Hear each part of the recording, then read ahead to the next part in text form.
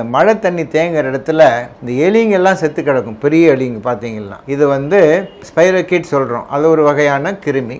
அது அந்த பாதிக்கப்பட்ட அந்த எலியினுடைய சிறுநீரில் தான் அந்த கிருமிகள் வெளியேறும். ஸோ அது சாவறதுக்கு முன்னாடி என்ன ஆகும்னா இருக்கிற நீர் மோஷன்லாம் போயிட்டுருக்கும், வாந்தி கூட எடுத்துருக்கோம், இல்லை யூரின் போயிட்டுருக்கோம். பாதிக்கப்பட்ட அந்த கிருமியோடு இருக்கிற அந்த நீர் சிறுநீர் அங்கே தேங்கி இருக்கிற தண்ணியில் போய் கலந்துருச்சுன்னு வச்சுக்கோங்க. அந்த கிருமிகள் அதுக்குள்ளே அப்படியே நீந்திட்டு இனப்பெருக்கம் பண்ணிட்டு உட்காந்துட்டு இருக்கும். ஸோ நாம் வெறுங்காலோடையோ இல்லை கால்கள் ஓப்பனாக இருக்கிற ஒரு சூழ்நிலையில் அதுக்குள்ளே நடந்து போகும்போது அதை நீடில் மாதிரி பங்க்சர் பண்ணிட்டு உள்ளே போயிடும் அந்த கிருமி. அப்படி உள்ளே போய் ரத்தத்தில் கலந்து லிவர், பிரெயின், ஐஸு இந்த மாதிரி முக்கியமான உறுப்புகளை பாதித்து உயிருக்கு ஆபத்தான சூழ்நிலையும் கொண்டு போயிடும்.